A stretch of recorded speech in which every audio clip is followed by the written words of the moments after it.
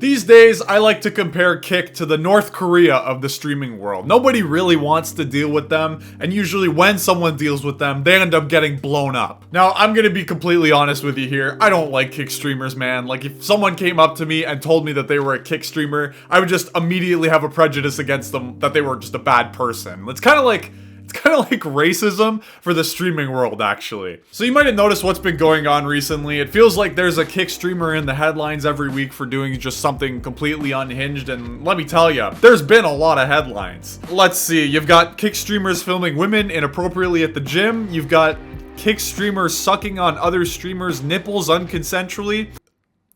Okay. And most recently and most appalling of all, you've got the streamer who crashed his fucking car on a highway because he was texting and driving in poor weather conditions.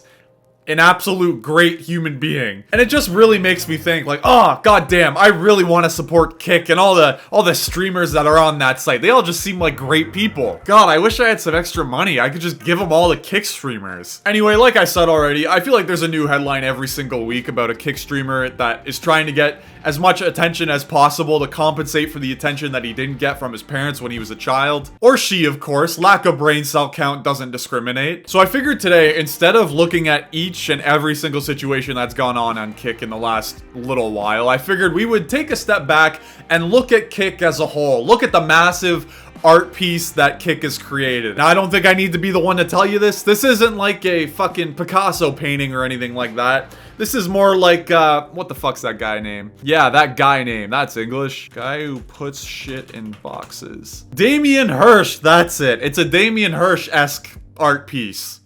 It's fucking ass, that's what I'm saying, man. Now, the reason we're taking this step back is because there's some funky shit going on. You know, Kick is still above all those other underground streaming websites like Rumble in terms of competition to Twitch, and also just the general quality of human beings on there, but it's still not great. So today we're gonna discuss why Kick is ass, or why Kick is not kicking ass. So I think a lot of the issues actually stem from the brand itself, the actual website of Kick. I almost feel like because of how lax their rules are and how kind of hesitant they are to ban somebody from the site, I feel like they've kind of raised this culture of anything goes. I mean, they're not like the Rumble website by any means where you can kill somebody on there and they'll be like, hell yeah, I want to see more, bro, and you'll get some lols in the chats, maybe some Fs if you're lucky. But I think Kick is kind of in the middle of Twitch and the underground, and it kind of fits the bill of that lackadaisical rule enforcement. And to be honest, I think the only thing that separates Kick from all those others down there is the fact that they have some big names on the site. Otherwise, if you heard all the shit that the Kick streamers were doing, you would just immediately associate it with the sites like Rumble, like I've already mentioned. Now, I'm a firm believer that the reason Kick's culture is like this has to do with the revenue split that they've given out. Now, if you don't know what the revenue split on Kick is, I believe it's 95 to 5% still, meaning 5% of your sub revenue goes to the website and 95% of it you get to keep to evade your taxes with. So to give you a complete perspective on that, Twitch, I believe, offers a 70-30 split. So they'll take 30% of your sub revenue, you get to keep 70. Obviously, looking at that strictly from a financial standpoint, you immediately want to go to Kick, right? Now, the reason I'm mentioning the revenue split is because I really think it's kind of attracted a lot of people that are super hungry for money, and not in a way where, you know, people go through tough times, people have a lot of jobs, and they're just trying to make ends meet, so they're trying to get as much money as possible from what they do. That makes total sense, and that is a completely different sense of human being than what I'm talking about. I'm talking about the people that hold money up like it's some kind of fucking deity, some kind of god that they absolutely need in their life to be happy. Money is the be-all, end-all of these types of people. Basically, money replaces their personality, their happiness, their family, life. You know, money is everything to them. And I would imagine typically that these people that really hold no bounds when it comes to money would be way more willing to do completely unhinged shit in order to get it. And I honestly don't even think that's really that hot of a take, and I feel like we've seen it over the years. I mean,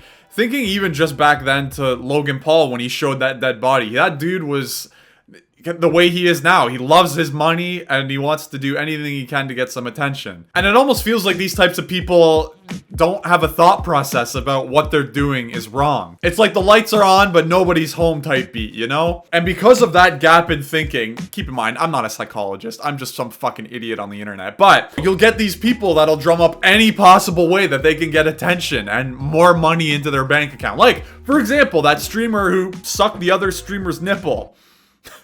That is such a wild sentence, man. Jesus Christ. But if you look at the actual video, you could see it in the video. He's trying to be funny. All 4 of his brain cells are working super hard to come up with something funny here. He's trying his absolute hardest to be entertaining for the camera. And obviously, he doesn't have any second thoughts about what he just did. Now, I want to make something clear here. My fat ass isn't sitting here in this chair saying that all Kick streamers are bad, okay? And I also don't want you to think that I'm saying that all Twitch streamers or YouTubers are good people. That is not the case by any means. What I'm talking about is the prejudice that I have, the prejudice that many people have against this site, and also the ratio of Kick streamers that seem to be willing to do absolutely anything unhinged shit on their website compared to the actual streamers they have, you know?